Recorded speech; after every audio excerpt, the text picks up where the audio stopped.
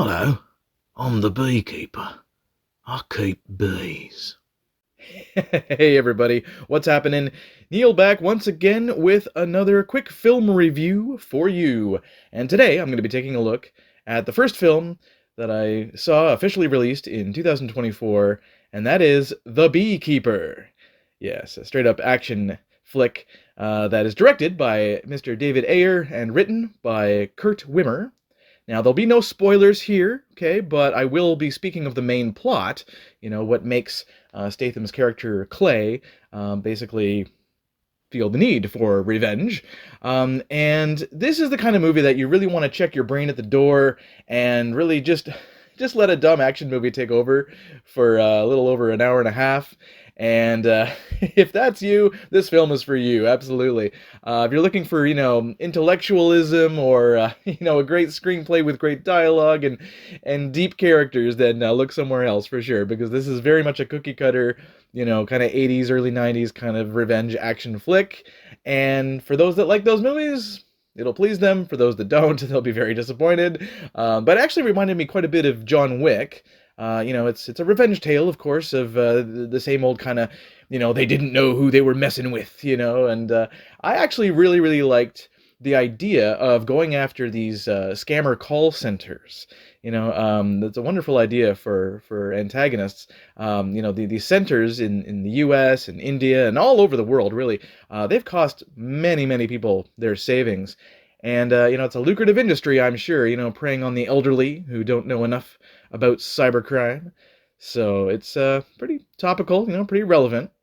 So Jason Statham plays this beekeeper with a secret past. He's more than just your typical beekeeper, certainly, of course. And he's a tenant and a friend of Felicia Rashad's character. Nice to see her on screen again.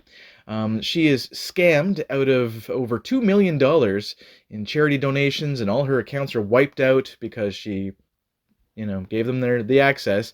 And she immediately kills herself. And yes, this is in the trailer. She immediately seems to kill herself.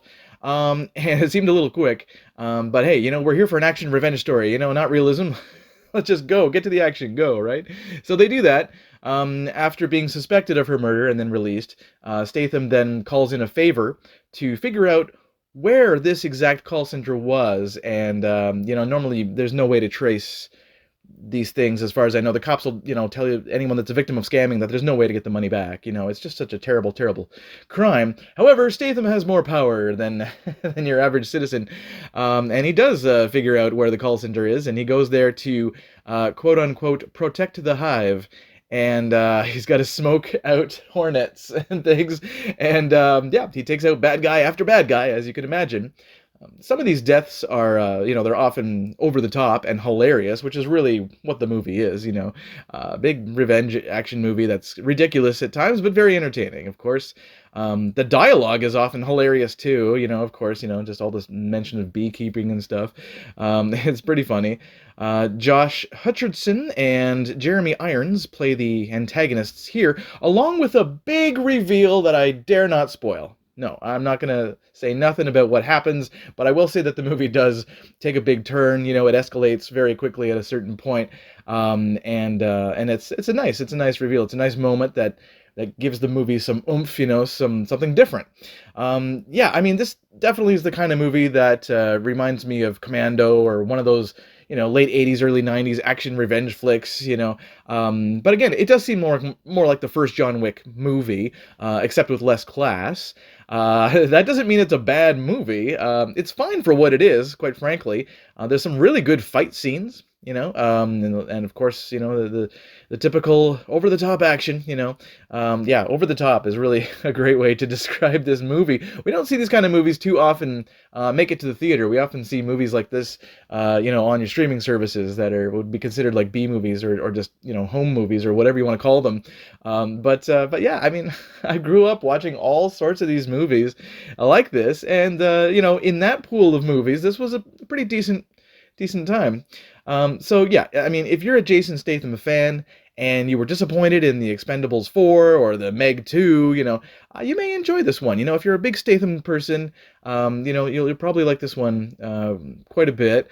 I do wish the dialogue was a bit better at times. It's a bit silly and it makes you laugh, but overall, this was a good, goofy, fun revenge action movie. And if that's what you're looking for, that's what you're going to get. So I'll give it a 7 out of 10. It might be a seemingly generous, because some people will see this movie and go, "Oh God, Neil, what is this? Oh God, it's so easy. It's so easy to make fun of this movie. I almost expect like Saturday Night Live sketches, to come out based on this movie or something." But all the silly movies tend to come out early in the year, and this is definitely one of them. So again, if this is the kind of stuff for you, then you're gonna have a great time. Jason Statham is very good in the movie, but we already know he can play these characters. He's done it many, many times before. It's not anything really different from him, but he is good. The intimidation and the revenge factor, everything going on with him is really good. So I will recommend it. 7 out of 10. All right, guys, that's all for me for this quick review of The Beekeeper. And until next time, peace.